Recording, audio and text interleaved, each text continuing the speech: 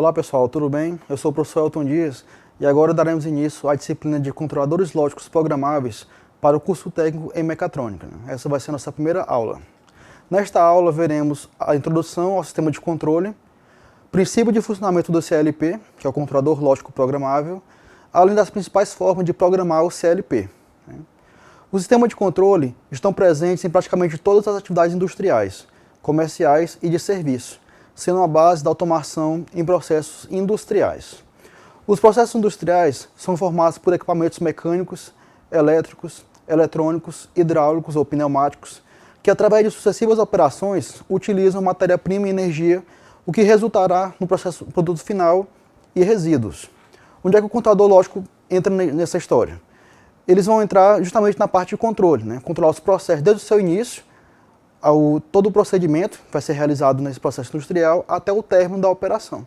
Então, tendo em vista isso, eles são bastante empregados no controle lógico de processo, gerenciando as variáveis de entrada, geralmente são utilizados sensores para isso, para obter informações do meio externo, e através de um programa, ele vai definir ações de controle e também a operação de processo.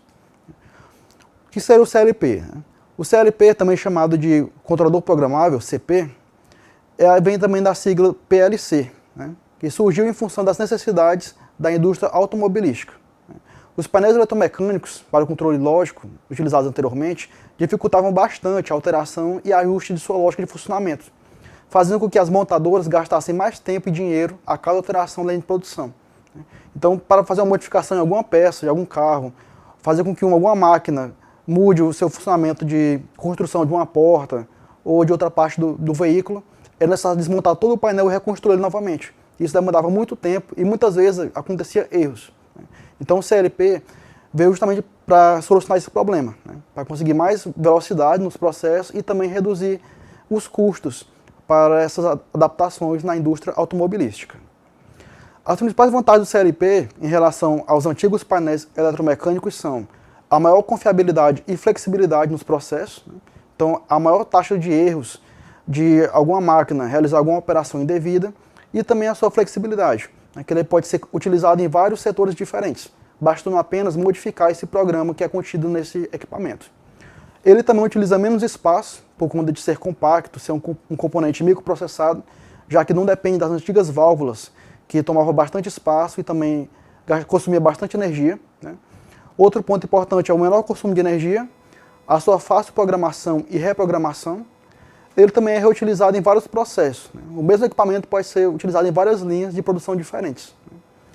Também é mais rápido na elaboração de projetos, por conta da sua própria linguagem de programação, totalmente diferente do que era utilizado antigamente nos painéis eletromecânicos, e também a sua capacidade de se comunicar com outros dispositivos. Então eu posso ter 2 ou 3 ou mais CLPs comunicando entre si para poder ter uma maior agilidade na linha de produção. Então isso torna mais fácil a execução de projetos e também o desenvolvimento de tarefas.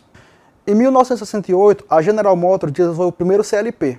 Então, segundo a ABNT, o CLP é um equipamento eletrônico digital com hardware e software compatível com as aplicações industriais, sendo este o seu principal foco. Segundo a NEMA, o CLP é um aparelho eletrônico digital que utiliza uma memória programável para armazenar internamente instruções e para implementar funções específicas, tal como lógica, sequenciamento, temporização, contagem e aritmética, controlando por meio de módulos de entrada e saída vários tipos de máquinas ou processos. Então ele vai atuar como o cérebro de todo esse processo. Então ele vai receber as informações de equipamentos e vai processar as informações de acordo com o seu programa e fornecer instruções para outras máquinas para que realizem determinada função, baseado na sua programação. O CLP ele pode ser dividido em 3 partes básicas. As entradas, onde ele recebe as informações do meio externo, a sua unidade central de processamento, onde está contido o programa e todas as operações com que ele vai analisar essas entradas, e as suas saídas, que vai ser o retorno para o meio externo. Então ele lê o que está acontecendo em volta dele, processa essa informação e executa alguma atividade em função das suas entradas e do seu programa.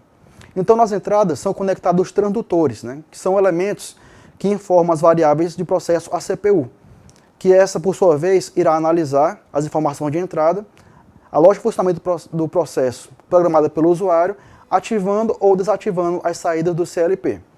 As saídas do CLP são conectadas a atuadores, que são dispositivos que interagem diretamente com o processo a fim de controlá-lo.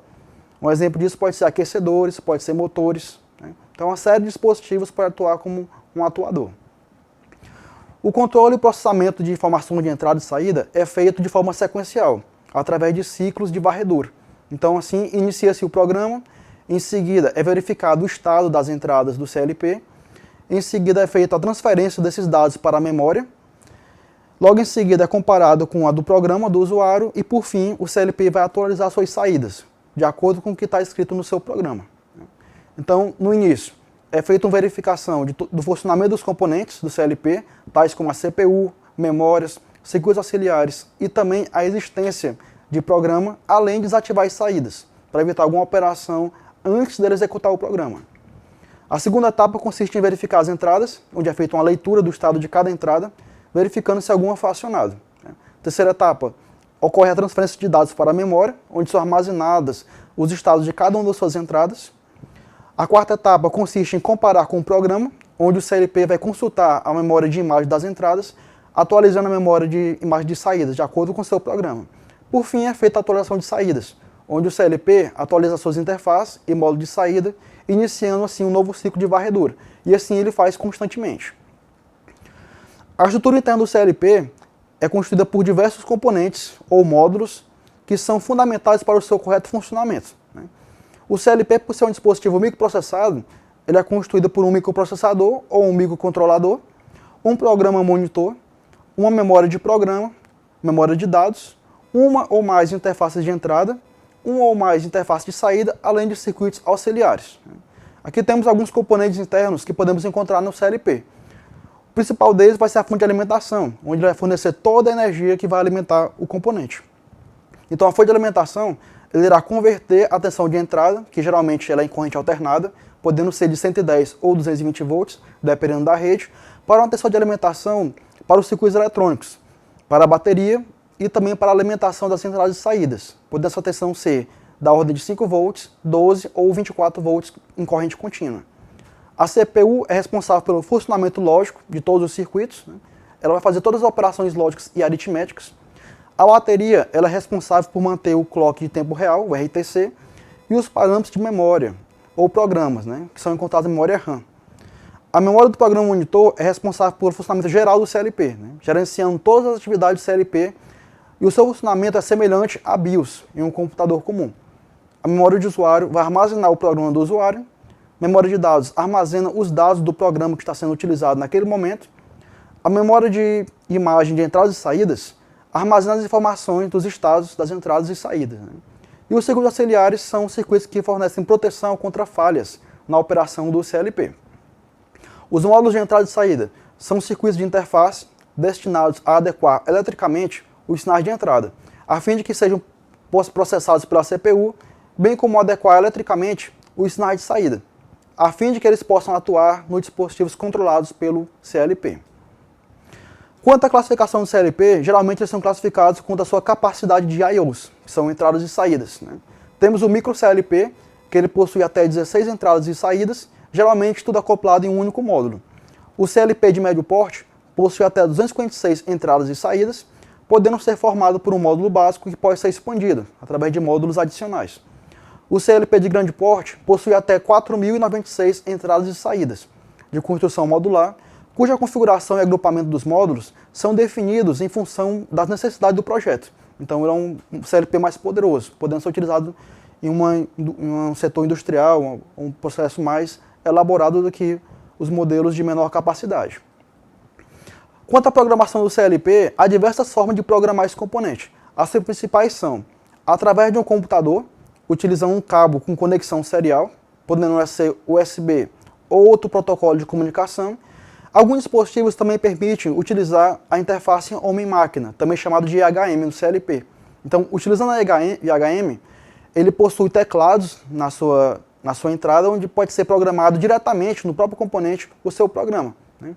Muitos deles também possuem um display, onde podem ser lidos como está a programação atual e também algumas configurações, né? Como estados de entradas e saídas, funcionamento de alguns componentes internos, como relógios, como divisor de frequência e outros componentes. Né?